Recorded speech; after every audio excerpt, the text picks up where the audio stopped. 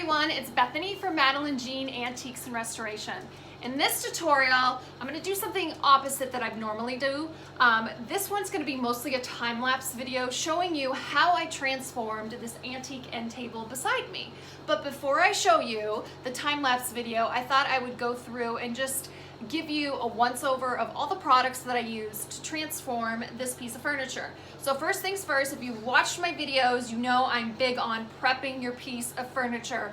I never just start painting or sanding. I always clean my furniture from top to bottom. That means I shop vac it. There's always dust and cobwebs and dead little bugs.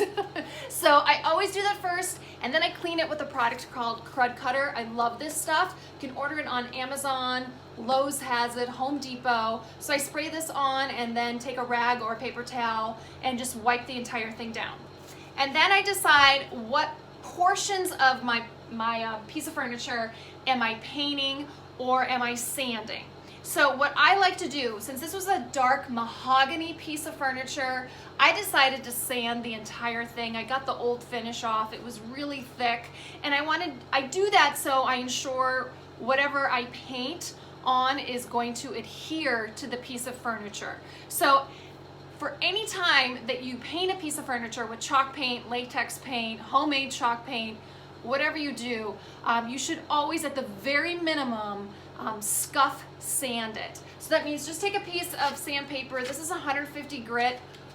Wrap it around a felt block, and at least, at the very least, if you're not going to completely take the finish off, at least scuff it, okay? That enables whatever you're going to put on it, it'll rough up the surface and it'll provide it with almost like teeth. So whatever you're putting on will adhere to it, okay? So I'm a big proponent on prepping your piece of furniture and either removing the finish completely or, at the very minimum, scuff sand it, okay? So on this one, I decided to remove the entire finish. And then what I did on the top portion and along the edging and on the front drawers, I re-stained it. Anytime I stained, I apply a wood conditioner. I always do that. And then I stained it with a color called Java. I love General Finishes gel stains. I love them. They're my favorite. It's the only thing that I use with staining any of my furniture pieces. So this one is a gel stain Java, and I applied 2 coats of that. And then to protect my stain, I always use another General Finishes product. This is a gel top coat, and this is oil-based. So the rule of thumb is, if you're putting on a water-based product, you should put on a water-based top coat. If you're putting on an oil-based product, you put on an oil-based top coat. So my stain is oil-based, so my top coat is going to be oil-based. So that's what I used on that. Then on the rest of this end table, I call it the shell. And then along the shelf, I applied a color called Rebel Child. It's black. It's by Junk Gypsy. It's a clay-based chalk paint. I've done a review on this paint. I really like it. It dries super fast, gives great coverage, and I really like this dark black color because it's a true like jet black color. So I applied, I think it was like 2 or 3 coats, two coats of this on there and let it dry completely. And then you may not be able to see it from this direction. I lightly distressed along the edges along the entire piece. And how I did that is I took 150 grit sandpaper. I buy these in sheets and I cut them in fourths, and then I wrap it around a felt block, and then I went around the edging just so that natural wood would peek through and give it some dimension. And then as my top coat for that, I used Modern Masters Dead Flat Varnish. I really love this stuff. I did another, I'm not going to say like a review, but a comparison with water-based top coats, and I talked about this product there. I really like to apply this over any of my latex homemade chalk paint pieces that I do. So that's what I use for a top coat over the painted surface.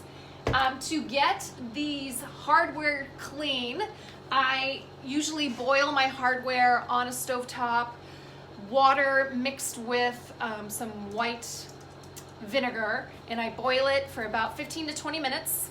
and then I remove it. Be careful, the hardware will be very hot, and then I scrub them clean with a product called Barkeeper's Friend. Love this stuff. It's amazing, and it really, really gets antique hardware super clean and shining up again. What else can I talk about? Oh, how I apply my paint. I love my Klingon brushes. This is, they all have different numbers. This is the S30. These are their little brushes. I always refer to this as my Chubba Wubba brush. I love this brush because it has a short handle, and it helps with, because I paint a lot, I get a lot of pain in my wrist, but this one, the shorter the handle, it seems to alleviate wrist pain for me. So, I think that's all the products that I use to refinish this piece of furniture. So if you watch this time-lapse video and you see me using all these things, that's what I used. Oh, one more thing. Get yourself, if you paint a lot with chalk paint, get yourself a mister. It really helps. It's like a continuous mister that I got on Amazon. A lot of hairstylists use this kind. Get yourself one of these. It'll help extend. When you are painting, sometimes chalk paint can get dry really fast, and you can find that your paintbrush starts to drag and leave brush marks. So what you do is you just spray your brush with this, with water, and then you just keep painting, and then it just helps keep your brush wet, and that enables the chalk paint to stay wet longer, and that way you get more of a smooth finish. So I think that is it. I just wanted to give you guys a recap of all the products that I use. And now you guys can watch the time-lapse video of me transforming this piece of furniture. Enjoy, and as always, thank you for joining me here at Madeline Jean Antiques Restoration. If you are a subscriber, I thank you so much. If you're new to my channel, please click on the subscribe button. It's in the lower right-hand corner. It's a red button. You can't miss it.